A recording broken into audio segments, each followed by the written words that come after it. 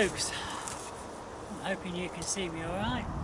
It's another day and some more work on the plot. What I've decided to do is to try and get the majority of the weeds out of here. It's got a combination of, there is some perennials in, but I'm going to start fresh with these beds, apart from any dahlias what I may find. I don't know how this is going to record, it's a bit windy. I have actually got some microphones, but they're corded and they're not really going to be suitable for me when I'm doing stuff here. But we will try them out when we're doing chats, just walking around the plot, you know, like when I'm filming Nigel. So at some point we'll probably get some of those wireless ones to go on the belt, or one of those dictaphones. But before we get to that expense, I'm going to start doing. I'm going to try the telephone out with a microphone. So lots of experimenting. So I'm going to crack on anyway.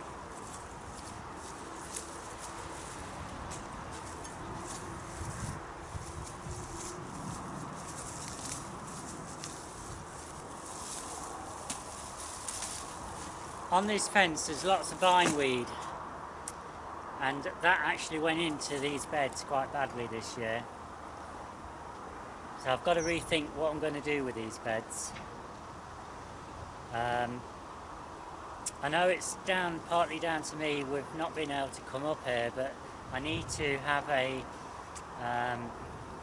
plan to deal with that sort of situation if it happens again next year. So I'll have a good think about that.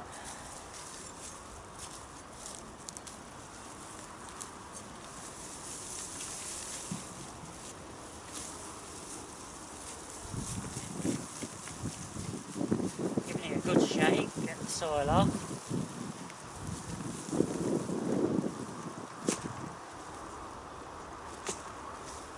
Lots of nettles and all sorts of perennial weeds in here.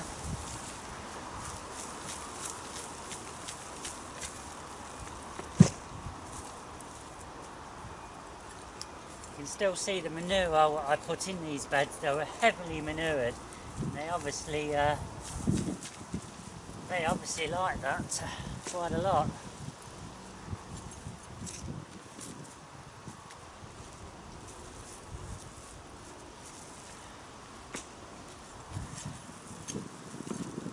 What I'm basically doing is I'm going to go through these, but I'm not. I'm going to go through them again. I'm just trying to get the majority of the stuff out to start with, just to make it look more presentable, and it kind of when you see jobs being done like this, it inspires you to then move on to the next step. So that's what I'm doing.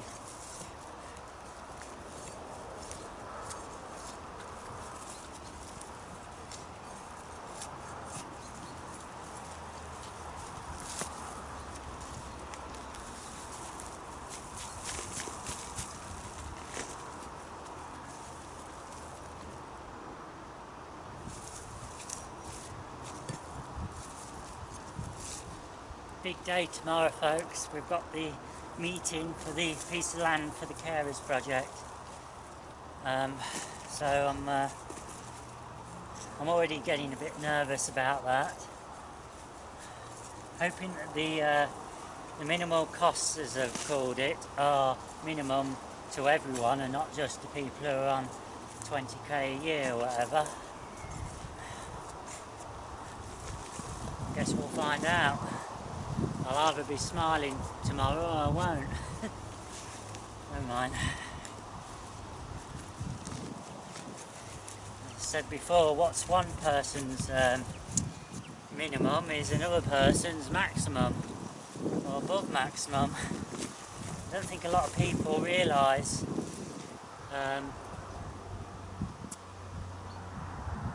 you know, how important money is.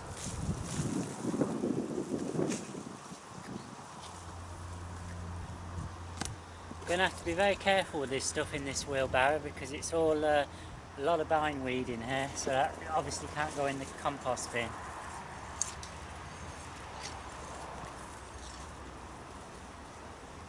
Needs to be burnt.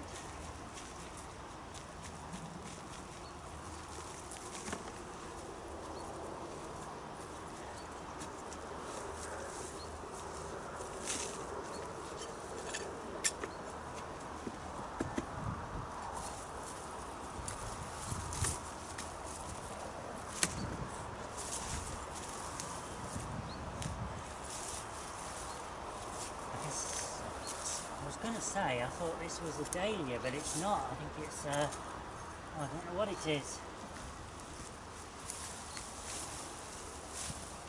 Could be one of the perennials, it could be an annual, what I put in. But whatever it is, I want it all out. I want to start afresh for next year.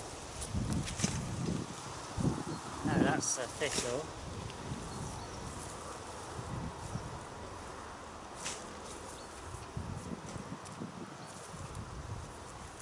Nearly lost the trail there.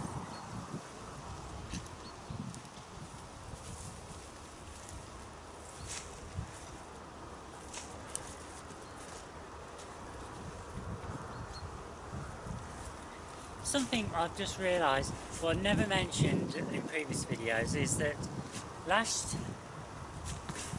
just thinking, what are we on? 2015, I had lots of dahlias left over, and they were in the little 3.5, 4-inch pots, and they never got put in anywhere and just got left, and they died back in that. Well, there was one particular shuttle tray, I had about 15 of them in, and 9 of them actually grew back this year. Now that's with them being out in the garden all winter. Okay, we didn't have that cold a winter, but we did have a fair few frosts, and they survived. So you know, because you hear stories about, you know, they've got to be protected and that, but there was obviously enough protection for them. You know, so it was just an interesting little fact what I realised. You know, it was something I never expected. I thought they would have been dead, but they grew back. There is a couple of dahlias in this bed next to me, what I've already gone through, and I'm leaving those in. I'm going to leave those in. I'm going to see what happens. I think there's part of doing gardening is all about having fun, experimenting, learning. And if you've got a bit of space and you're not too worried about, you know, about a plant dying off, then why not try and see? We can all give a head start to the next year, then great. So we'll see. This is actually quite a sheltered spot because we've got a chicken wire fence here. And believe it or not, just a simple thing like that can add enough protection from the frost. It's the same with the netted area, you know, it's amazing what difference it makes. So we'll see what happens.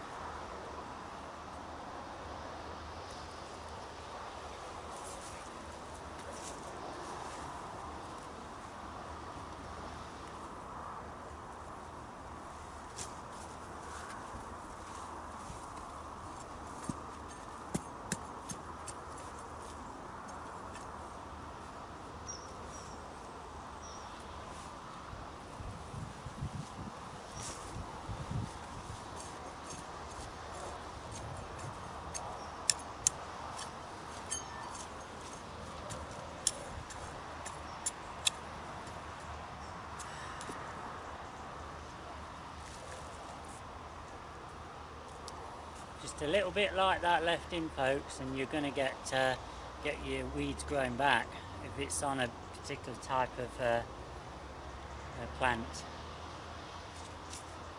Bindweeds, I won't swear. It's so hard to get rid of. And now, even with these beds, these are on black fabric, and it's still managed to weave itself underneath this soil, and it's probably may have even penetrated the fabric.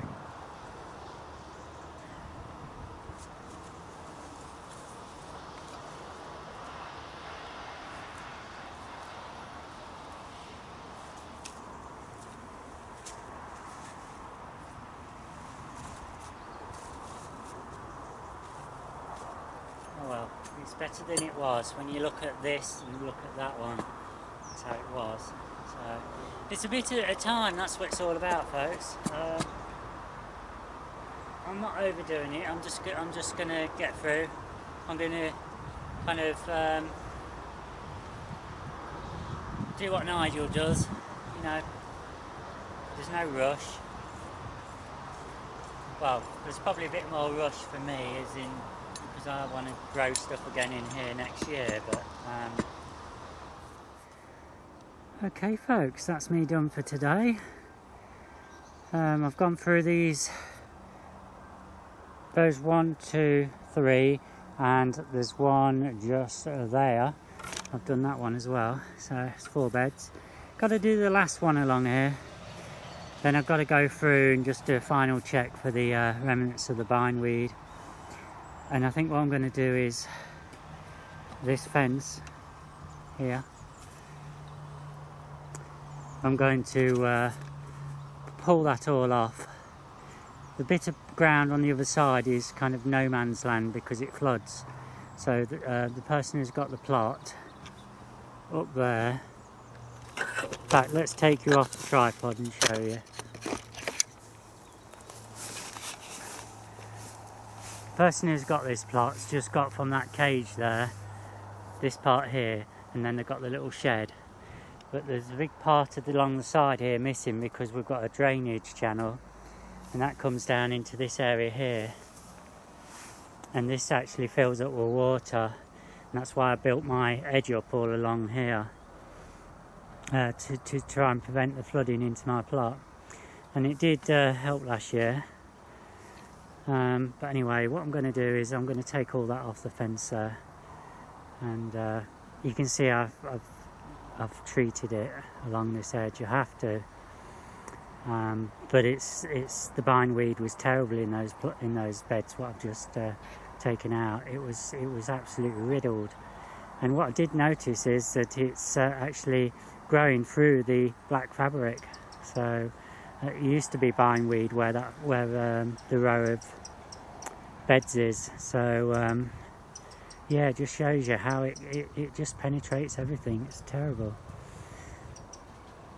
So that's it, folks. That's me. I've got another 6 eggs again today from the 8 hens, and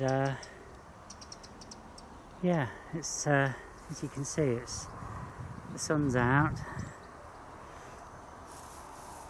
and it's not looking too bad. I'm gradually getting on top of things, bit by bit.